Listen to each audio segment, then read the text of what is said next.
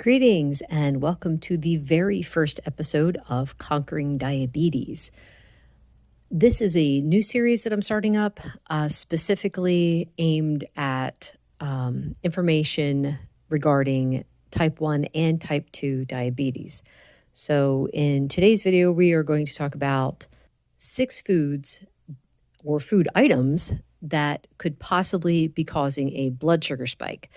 I know it's not always easy to pin things down, but after doing this for 5 years with my mom, almost 5 years with my mom, I have a list of things that I would look at first to see if they were causing a spike. Most of the foods that she eats, I know at a glance, they are fine, but any new addition, kind of sets off some red flags. So let's talk about what those foods could be. Number 1 is anything that says sugar-free. So candy, gum, mints, supplements, coffee creamer, medicine like Tums or cough drops. The sweeteners that are used in these products can definitely cause a spike. They might not, but if you suddenly are having spikes and you can't figure out why because you know the rest of your diet looks fine, I would look at these items. Especially coffee creamer. That one really bugs me because that will often say sugar-free, but it has some form of sugar in it. It could be corn syrup. It could be maltodextrin. You definitely have to look and then look up all the ingredients. It's like, a friend of mine sent me a screenshot of her creamer the other day. It had 2 different kinds of creamers in it, plus it had a starch used as a thickener. So that's at least 3 items in that one product that could cause your blood sugar to go up. Number 2, and this one is going to raise some eyebrows, but fruit. All fruit, including fresh, canned, and dried. Yes, I know it is full of vitamins, minerals, and fiber. I know that it tastes good. I know it's supposed to be good for you. However, if it is causing your blood sugar to go over 140, in addition to all the good benefits it's supposed to be giving you, you're also getting damage. Damage to your eyes, to your feet, to your heart, to your kidneys.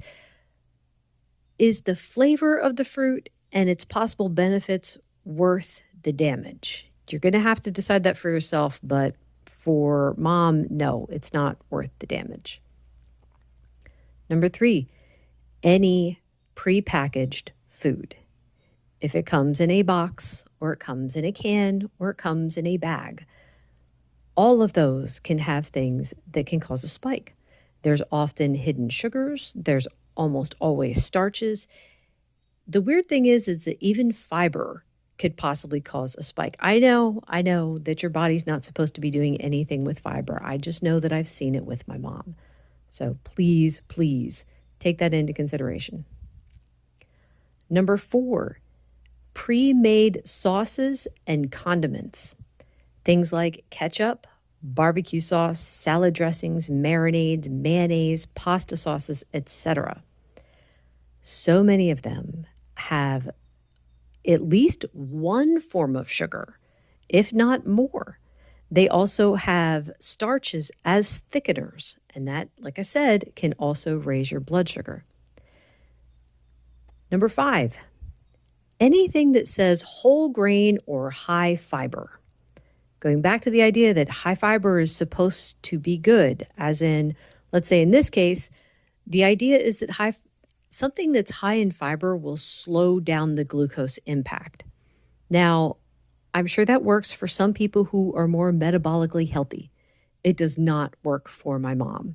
And I do tend to hold her as the standard because she is hypersensitive. I figure if it raises her blood sugar, there's a chance it might raise yours. So take that into consideration. The whole thing with the whole grains, again, I know they're supposed to be good for you. But if they are causing damage, they're not good for you. The last one is whipped cream. Now, I felt like this one kind of deserved its own category because you can try to reason this one out. Like heavy cream generally won't cause a spike in your blood sugar. My mom uses it in her coffee. She does not get a spike. However, if you add even a little bit of sugar to it, that's when the problem sets in. Not that long ago, my mom had a small bowl of whipped cream at night before she went to bed. It shot her sugar up that night. It was still elevated the next day. So, yeah, the amount of fat in the whipped cream did not slow down the glucose impact. So, I'm not going to tell you to avoid the foods. You have to decide that for yourself. You have to decide what your health goals are and what is worth it. What I do recommend is always check your blood sugar. If you cannot figure something out, if you've got, let's say you have a meal, you've got 5 different components to that meal, right? And you don't know which one of the items is raising your blood sugar, test them separately. And see, this is how you narrow things down. You test the items separately to figure it out. That was how we figured things out with mom. Some of the things that took longer than others, I can tell you right now, it took us a long time to figure out that berries were causing my mom's blood sugar to go up, because in both of us, we were assuming that berries were fine. Berries are low on the glycemic index. They are a low sugar fruit. They should be fine. There's a lot of diabetics out there that can have it. So anytime we saw that her blood sugar was up, we didn't blame the berries. We assumed it must be something else, or we assumed that maybe she was just too damaged and we had some weird spike. But that wasn't the case. Down the road, we did find out that it was the berries. Now, I've also had people tell me, well, you have to have it with a protein. If you eat food in a certain order, like there's a woman out there who suggests eating the vegetables first, then the protein, then the carbs. And she's got studies to show that this slows down the glucose impact. And I am not doubting that. I believe that that can be true. I do not believe it's true for everyone. And I know this because we did this with my mom. We did try the food order thing with my mom. It didn't work. Her system's just too damaged. So again, test it. Test. Anyway, that is all for today. Thank you so much for listening. Bye.